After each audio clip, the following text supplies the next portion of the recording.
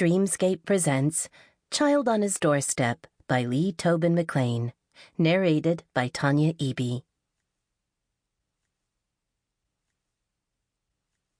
Have not I commanded thee? Be strong and of a good courage, be not afraid, neither be thou dismayed, for the Lord thy God is with thee, whithersoever thou goest. Joshua, chapter 1, verse 9.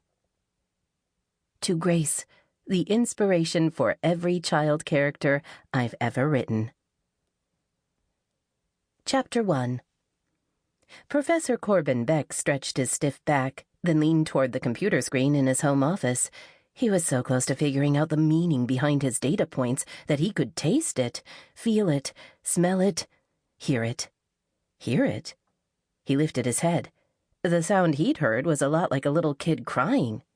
Must be one of Mrs. Hutchinson's grandchildren next door. He refocused on his experimental protocol. If he could understand just where this was leading, he might make a breakthrough with nutritional care for senior dogs. It could have ramifications for other mammals, too. Not only would his position at the university be secured, no small thing for a guy who'd grown up the way he had, but he'd be helping animals. He understood them so much better than he understood people. He forked his fingers through his hair and leaned closer to the computer screen in front of him. But now that he'd noticed it, the wrenching, sobbing noise couldn't be blocked out. Definitely a kid. Definitely crying. Definitely not at Mrs. Hutchinson's house. Much closer.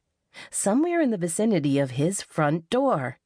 He shook himself out of his academic fog, shoved back his chair, and strode to the door.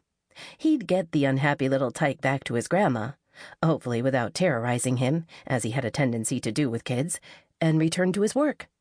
He opened the front door of his sturdy brick home and reeled back a little. There, right on his front porch, was a scrawny toddler.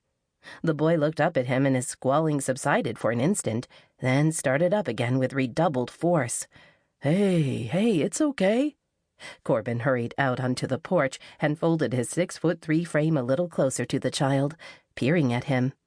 Yep, super skinny, with long, wildly curly hair, just as Corbin had had as a kid.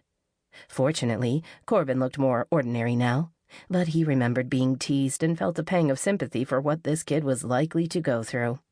He seemed to be quite a crybaby, which Corbin had been as well. Worse and worse for the child. Although, since this one couldn't be more than 2, he had every right to act like a baby. "Where's your mother?" he asked. "Mama!" The child wailed louder. Corbin cringed and squinted toward the house next door. Sample complete. Ready to continue?